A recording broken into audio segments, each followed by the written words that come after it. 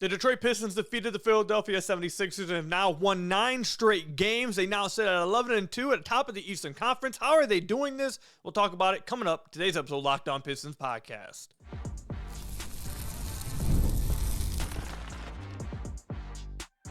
You are Locked On Pistons, your daily Detroit Pistons podcast, part of the Locked On Podcast Network, your team every day.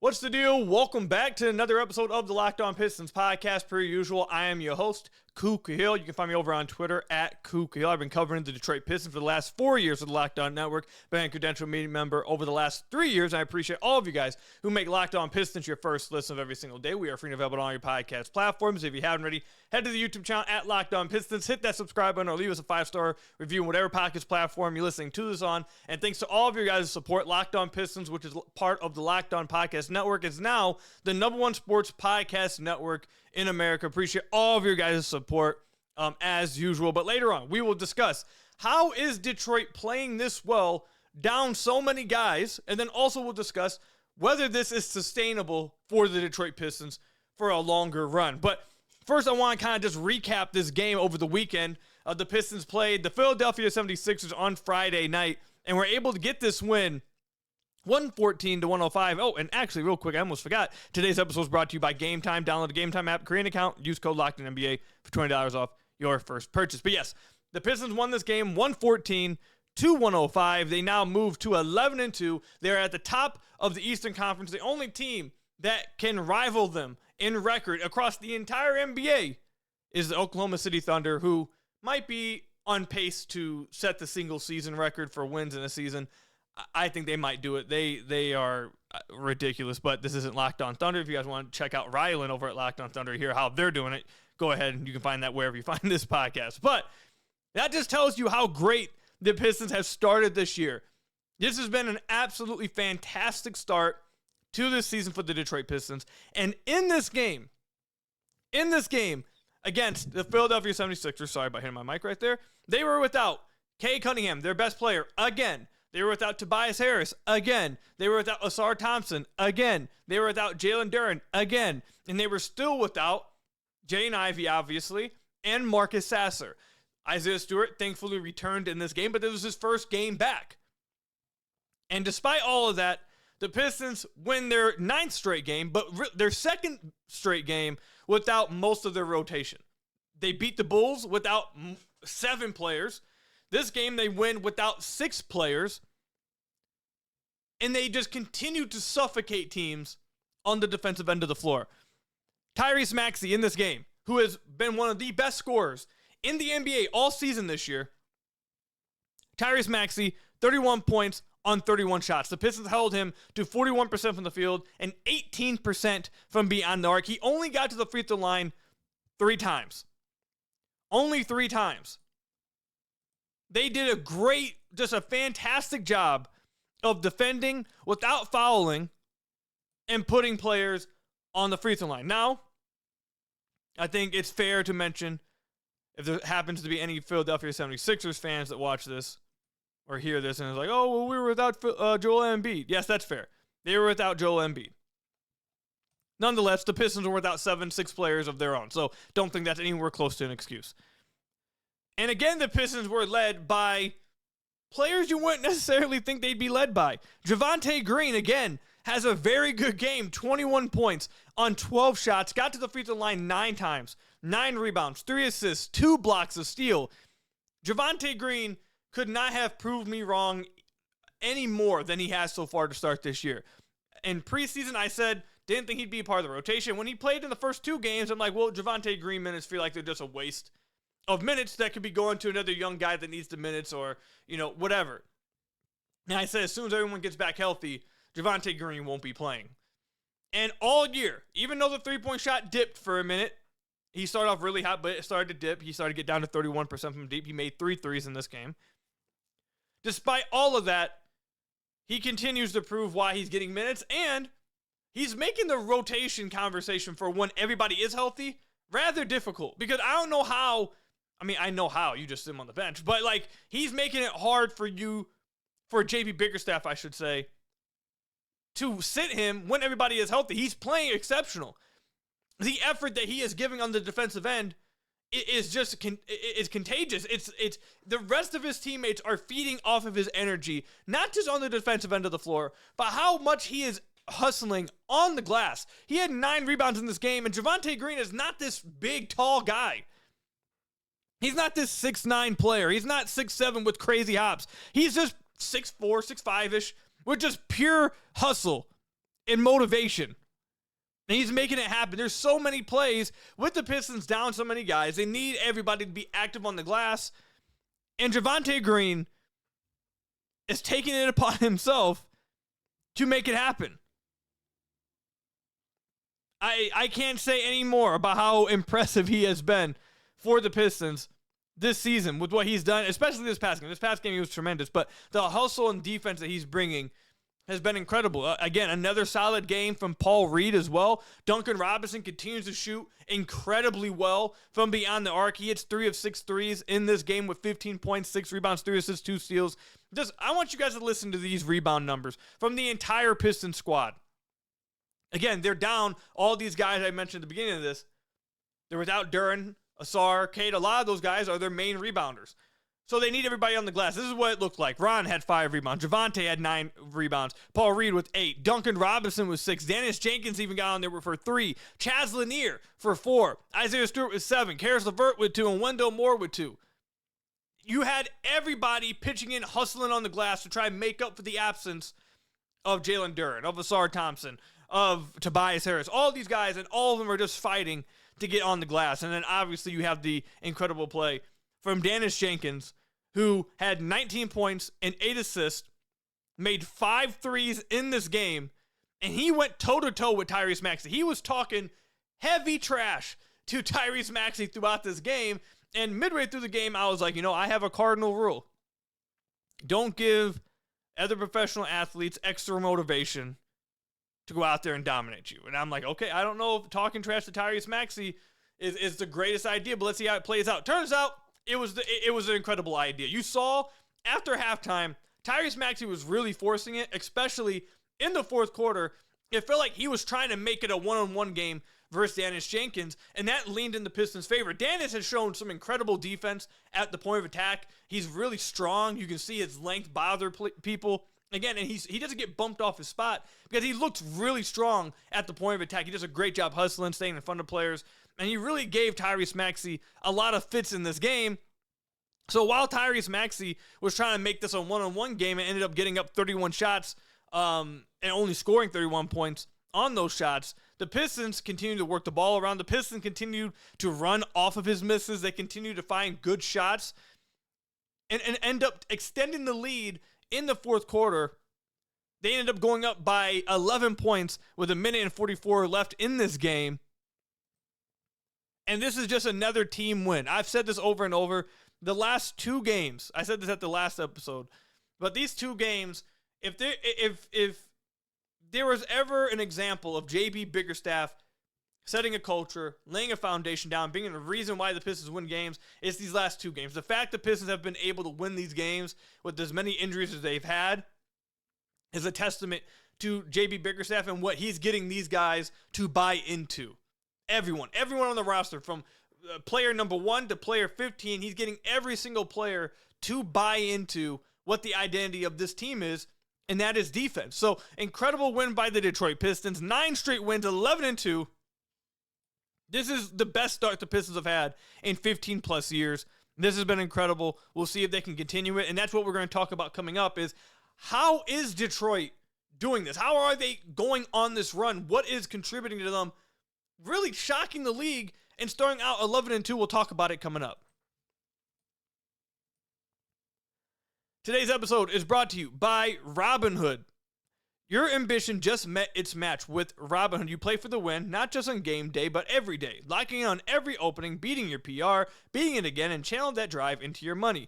Robinhood puts you in control of your money. Trade stocks, options, futures, and crypto all on one platform. You can now build and execute your own trades for a desktop with Robinhood Legends advanced tools. Or take advantage of the new Robinhood strategies with a tailored portfolio managed by a team of experts. You expect more from yourself, so expect more from your money. Get started today at Robinhood.com/yourmoney. Again, that's Robinhood.com/yourmoney. your money, your move with Robinhood. Now I got to tell you guys about another one of our sponsors, Game Time. This is one of my favorites. You guys know I'm a procrastinator. I wait to the last second with everything, especially when it comes to buying tickets. And oftentimes it ends up screwing me over, but with Game Time, it absolutely saves me. Nothing beats being in the arena for these opening NBA games, but let's be real, getting tickets can be a total headache. Between waiting in queues, surprise fees, and prices that jump right before checkout, it's easy to get frustrated when all you want to do is cheer on your team. That's where Game Time comes in. The app that gives fans the advantage. It's your ultimate life hack for scoring amazing NBA tickets fast, easy, and stress-free. Their zone deals are a game changer. You pick the section, Game Time picks your seats, and you save big. You can even find NBA tickets for under $25. And if you're someone like me who waits the last second, you'll get last-minute deals on so many seats throughout the Game Time app, even sometimes after the event has already started. That's why it saves me so much. So take the guesswork out of buying NBA tickets with Game Time. Download the Game Time app, create an account, and use code LOCKEDONNBA for $20 off your first purchase. Terms apply. That's code LOCKEDONNBA for $20 off your first purchase. Swipe, tap, ticket, go with Game Time. So I want to thank you guys again. Make Locked On Pistons your first listen of every single day. We are free and available on all your podcast platforms. If you haven't already, head to the YouTube channel at Locked On Pistons. Hit that subscribe button or leave us a 5-star review on whatever podcast platform you're listening to this on. That's another great way to support the podcast. I want to talk about how is Detroit doing this. So first I want to start with how they're winning these two games, these last two games that they've won without majority of their guys. And then I want to talk about how they're winning and contributing to this entire run of 9 straight wins. So let's start with why I believe they've been able to pull off these upsets over the last two games. And the reason why I say upsets, it's not because the team isn't capable of being the Sixers, not because I think they're not as good of a team as Chicago. It's simply because they're without all of their guys. Entering into those games, I don't know if many people outside Detroit thought the Pistons could win either of those games, but they've been able to do it. So why do I think they've been able to do so? The number one absolute main reason is their defense. So far this year, they are the third best defensive team in the entire NBA with a 109.5 defensive rating. They are getting everybody on the roster top down to defend. And I mean everybody. They're getting defense from even Duncan Robinson. Duncan Robinson, and when I say defense, I don't mean he's out there looking like a great defender. I mean they have him hustling. They have him making rotations. They have him blocking shots. They have him getting steals in the passing lane. Is he still targeted? Yes. Is he still giving up some buckets? Yes. But are you getting the max effort of even bad defenders to where they're making plays whenever they can? Yes. This game against the Sixers, Duncan Robinson had 2 steals and a block. He had 3 stocks in this game. You're getting not great defense, but you're getting hustle and commitment defensively from Duncan Robinson. You're getting defense from vets like Caris LeVert off the bench, who has really done a great job on the defensive end at the point of attack, really using his length to bother other guards. And that's something we heard about all offseason for why they signed Caris LeVert and kind of let Dennis Schroeder go, who just got benched, by the way, for Russell Westbrook, which is pretty crazy. But Caris, even when he struggled offensively, defensively, his length is popping off almost every single possession when he's at the point of attack. It's hard to get shots over him. He's swiping down and getting knockaways. He's getting deflections in the passing lanes. He's doing a great job on the defensive end. So the Pistons are getting defense, and obviously from Paul Reed, the random blitzes, we know how he is. In this game against the Sixers, he had 3 blocks and 2 steals. They're getting just playmaking type of plays on the defensive end. It's not just like they're playing good defense. They're getting playmaking type of plays. In this game against the Sixers, for example, they had 7 blocks and 9 steals. They're not just getting stops, getting the rebound, and then pushing. They're getting game-changing, playmaking, easy bucket type of defensive plays, whether it's a steal or a block leading to transition opportunity. It's really deflating how the Pistons play defense against other teams. They are physically imposing to opposing teams. And the plays that they make are like just chemistry. Well, what is it that, oh my God, momentum. That's what it is in the video game. When you have that momentum bar, the Pistons just completely wipe the other team's momentum with some of the plays they make defensively. Because it's just so like, some of the plays that they make is just so like, I keep saying physically imposing, but that's really what it is. So I think that's obviously reason number 1. Reason number 2, for why they are able to win these last two games. I mentioned his name already. Caris LeVert is playing fantastic. Absolutely fantastic. Last two games, 15.5 points. He's averaging 2 stocks a game. He's averaging 5.5 assists a game. And he has a 74 true shooting percentage over these two games. He is playing absolutely tremendous, not just on the defensive end like we just talked about, but he is playing much better offensively. Much better offensively. He's getting to his spots. He's getting to the rim. He's playing really well off ball as well. He's creating threes for himself, which I've really enjoyed, especially against the Sixers. He had a few pull-up threes that were big time for the Detroit Pistons, and he's keeping the ball moving. There was a few passes he's made as well that really jumped off the screen. He had one pass driving down the right lane against the Sixers when he wrapped it around 2 defenders. I forget who it was cutting down the middle, but it led to some free throws. That was just an incredible pass. He's done a really good job of orchestrating the offense and getting good shots for the Pistons. Caris LeVert, having a guy when your main creators are all hurt, you have a guy that comes off the bench and is able to play as well as he has, creating offense for your team efficiently. It's such a big deal. It's such a big deal, especially because the Pistons, like I said, are lacking in self-creation with as many guys as they have out. So Caris LeVert, I think, is one of the main reasons why they've been able to win the last few games. Now, I want to talk about, for the length, how have they been able to win 9 straight games? The same answer for number one is the defense. When we talked about the defense, I don't need to go any further into that. We all know how tremendous they are defensively, how just crazy they are defensively. What are the other reasons why they're able to pull this off? All of their veterans are starting to show up. Their veterans are all starting to show up. Over the last 5 games for Caris LeVert, 13 points a game on 72% true shooting. He's averaging 3.8 assists with that. He's playing extremely well. They're winning his minutes by 4.2 points.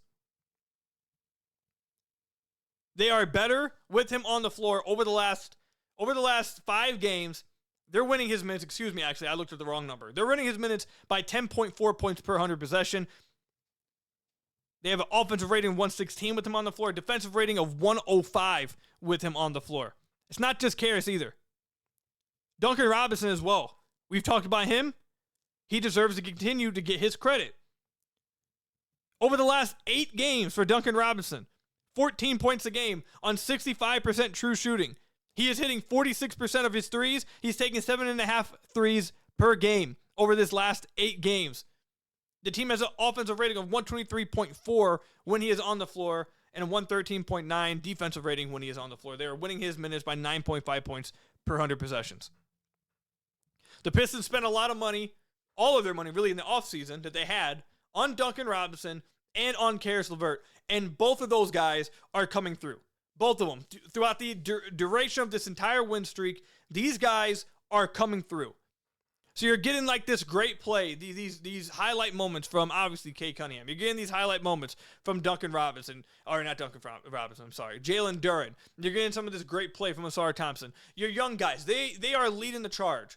But coming into the year, the question that a lot of fans had was, are they going to miss Malik Beasley? Are they going to miss Dennis Schroeder? And the very, very, very start, the first 2 games, we had people concerned like, oh, you're already seeing that they miss Malik. Oh, you're already seeing that they miss Schroeder. And during this winning streak, both Duncan and Caris LeVert have played exceptional and have done exactly what you want from them when you signed them in the offseason. And I would not be fair if I did not talk about this guy for why they've been able to extend the winning streak. And that's Dennis Jenkins, man. Who would have thought? He is having, I said on Twitter that he's having a Linsanity run. And some people were like, well, I hope not. Linsanity kind of ran out. First of all, Jeremy Lin had a really long career and a good career. So, like, Dennis Jenkins going from an undrafted 2-way guy to have a Jeremy Lin type career, that would be absolutely 100% amazing for him. So I don't know why that seemed like disrespect to some people. But specifically over the last 3 games, he is averaging 20.3 points a game, 7.7 assists a game on 58 true shooting. They are getting good play from a 2-way guy. They are getting fantastic play from a 2-way guy, and he's not just scoring. I talked about it earlier. He's playing good defense. So you're getting good production from Ausar, from Jalen Duren, from Cade Cunningham. Your veterans are showing up and playing how you wanted them to play when you signed them in the offseason. And you're getting these random spurts of big contributions from your role players. You get a random game from Javonte Green, who will randomly have a great game like he did against the Sixers. You'll have a random great game from Paul Reed like he had against the Chicago Bulls when he looks like Nikola Jokic and just dominates the game. Couldn't believe it. And then you get a random output from Dennis Jenkins, a two-way guy. So there's at multiple different levels, the Pistons are finding ways to get a win, whether it's their best players, whether it's their veterans, or whether it's their random end-of-bench guys coming in and taking advantage of the moment.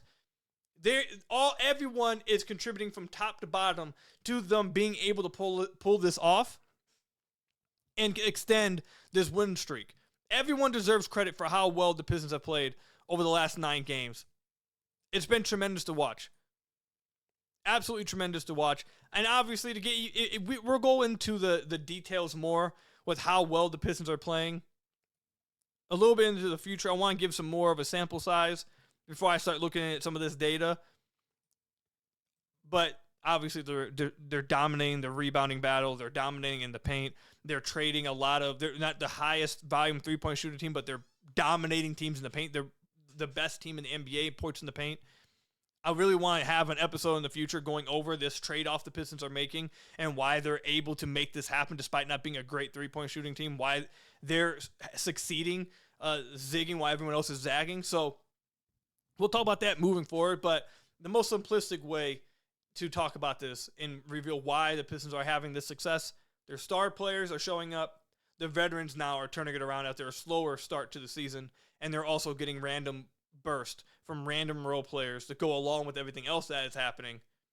This has been a great run from the Detroit Pistons, and JB Bickerstaff deserves credit. The rest of the team deserves credit, and we'll see if they can keep it going. And that's what we're going to answer coming up is, can they sustain this? Is this run sustainable by the Detroit Pistons? We'll talk about it coming up. Today's episode is brought to you by FanDuel. The NBA is back, and there's no better place to get in on the action with FanDuel, the official sports betting partner of the NBA. Even if you missed the start of the game or want to ride the hot hand, FanDuel has live bets on everything from who will score next to fourth quarter comebacks. Plus, you can even combine your live bets into a same-game parlay for a shot at a bigger payout. It keeps every game exciting, especially when your team's making that late push. Right now, FanDuel is giving new customers $300 in bonus bets when your first $5 bet wins. Again, new customers with FanDuel can get $300 in bonus bets if your first $5 bet wins. So head to FanDuel.com to sign up and play your game with FanDuel, the official sports betting partner of the NBA. So I want to thank you guys again for making Locked On Pistons your first listen of every single day. We are free and available on all your podcast platforms. If you haven't already, head to the YouTube channel at Locked On Pistons. Hit that subscribe button or leave us a 5-star review on whatever podcast platform you're listening to this on. That's another great way to support the podcast. Is this run sustainable by the Detroit Pistons? I have 2 answers. Is what they've done over the last 2 games sustainable? It's been great to see. No. It's been great to see. We'll see how long if these guys continue to miss games, how much longer they can keep doing it. But obviously, I think everyone would agree, obviously, the longer this goes on with the Pistons having to play without their guys, the harder this will be to sustain, the harder it's going to be to continue to get these random outputs from role players, and it's going to become unfair, really, to expect that from some of these guys to continue to play at the level they've played in the absence of your star players. What you want from these role players, from your bench players, is that when they are called upon in short stints or at random moments to be ready and to have these kind of games that they've had over the last few games. What you are not wanting from them and what you really are not asking from them is to show up and meet the level of output that your stars are giving you for a week plus worth of games. So while what they've done the last 2 games has been amazing, if the Pistons want to continue to have this kind of crazy start to the year and continue to be at the top of the Eastern Conference and continue to prove themselves as a contender in the Eastern Conference, they obviously need their guys to come back. Now, eventually those guys will come back, but we have no timetable on that. So that's really what my biggest concern is that since we have no timetable on this, are they day-to-day? Are they a week? Are they out a week plus? Are they out a month? I think that is such a big deal for the Pistons, not just in the immediate future. Can they win this upcoming game they have? Sure. But will they be able to sustain being one of the top teams in the East if they're having to play without their guys for multiple weeks? No, I don't think they can. So they need their guys to get back as soon as possible so they can take advantage of the great work that the role players have done in chipping in and coming through in the short term and giving them enough time to come back and then taking the baton and continuing to lead it from there. So they need their guys back. I don't think what you're getting the last 2 games from a Javonte Green, even from a Dennis Jenkins, even though I do think Dennis is going to be fine and play well enough to be your backup point guard, which is a problem, or not a problem, but a question that you're going to have to answer when everybody gets back healthy. But expecting these guys to have these ridiculous games, I don't think it's fair to them. It's not fair to put those expectations. They need their stars to come back. So immediate future, no, it's not sustainable. Long term, like the overall what they're building for the entirety of their season when everyone's healthy, 100% this team is sustainable. I've seen enough already to know that it's sustainable. First of all, their defense travels. They've been a great defense since last year. They are a great defense again this year. And they have better defenders than they had last year. Last year, I felt like they had a good defense with some really... what JB was able to do with last year's defensive personnel, I thought was really incredible. And you guys know that I put a lot of that on Asar after he came back because they were so bad in defense in December and then became one of the best defensive teams in the league once Asar came back. So I put that a lot on, Asar came in and completely warped their defense last year. Now coming into this year, they replace some of those bad defenders with a Caris LeVert. Another year of improvement from Jalen Duren. And now you're seeing this defense look even better than it did last year. They have so many more guys that you can trust to guard on ball, whether it's Asar, obviously, or a Ron Holland, who has been tremendous on defense, or like I mentioned, LeVert, or even a Dennis Jenkins, who's playing really hard at the point of attack. They have more guys that can play defense. So the fact that that's their identity and the fact that they have so many guys that play physical, that is going to sustain. So that's reason number one. I know we've talked about their defense multiple times, but that's why it will sustain, because that travels. It's not going to go away. That's not a fluke. We know that the Pistons are going to be one of the best defensive teams in the league. That is great. The other reason why I believe that this is going to be sustainable for the Detroit Pistons is because it's not coming from fluky, like this run is not coming from like fluky 3-point variation. Like you'll see teams, and people talk about this a lot, where you'll hear about this when like a player for a team, let's just use,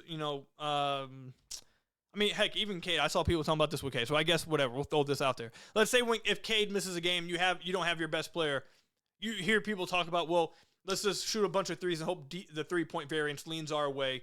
Basically saying, okay, if you're not going to have a lot of self-creation, you think your offense is going to be great that night, let's just get a bunch of threes up. Maybe you have a hot night from 3, you can surprise the team. It's not one of those fluky kind of runs. It's not, the Pistons are burning hot from deep, and that's how they're leading to their wins. They're getting to their wins by playing their brand of basketball. It's not anything out of the ordinary. Over the last 9 games, they're only taking 31 threes a game. It's not like they're taking a crazy amount of threes out of nowhere and hitting a bunch of threes. They're middle of the pack over the last 9 games when it comes to 3-point percentage. They're shooting 36%, which is exactly 15th in the NBA over the last 9 games.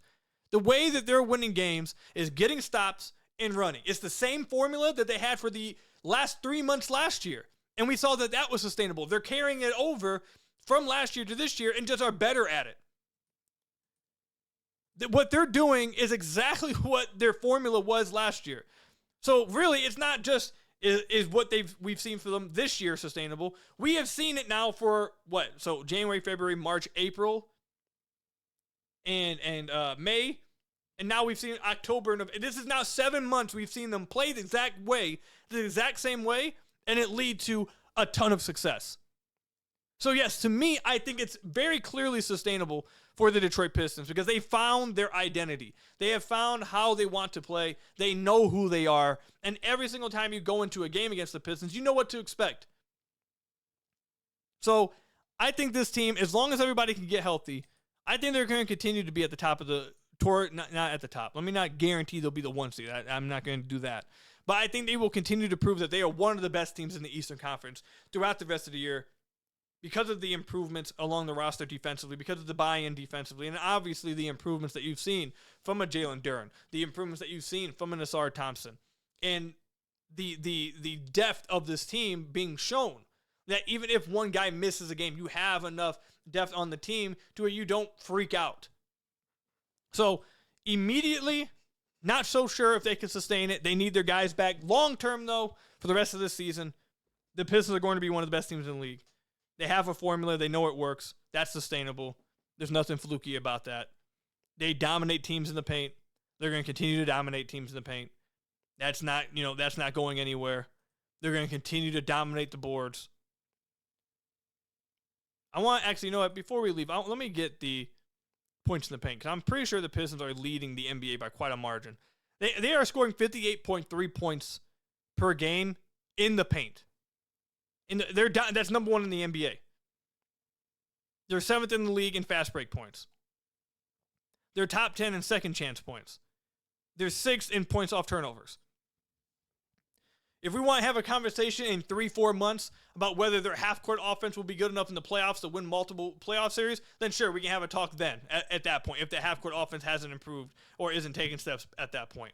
But if the question is, can the way they're playing now sustain throughout the regular season? Yeah, they're going to continue to get points off turnovers because they're great on defense. They're going to continue to lead the league in second chance points because they play two bigs in Isaiah Stewart and Jalen Duren who just dominate the glass. They have a wing in Ausar Thompson who's incredible on the glass for his position. You have a guard in Cade Cunningham who's big for his size that dominates the glass at his position. You have a defense that not only do they get stops, but they run in transition. So, of course, they're going to continue to be one of the best fast break teams in the league. And they're going to dominate the points in the paint because all of their players are great at getting to the rim. Ausar, good at getting to the rim. Cade, great at getting to the rim. Jalen Duren drives and gets to the rim, draws fouls. Isaiah Stewart gets rebounds and puts it back at the rim. Caris LeVert is able to get to the rim.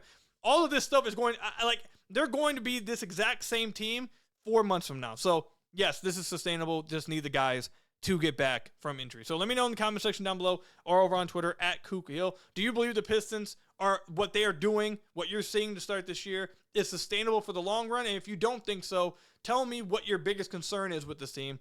Comment section down below or over on Twitter at Khahil. That's all we got for you guys today. Thank you guys for making Locked On Pistons your first listen of every single day. You guys might be wondering, why are you fumbling over the outro? The Lions game starts in 2 minutes here. I'm trying to get this wrapped up so I can go watch the game. Hit that subscribe button to the YouTube channel. 5-star review, whatever podcast platform you're listening to this on. And until next time, I will see you guys later. Go Lions. Hopefully you guys are watching this and they've won.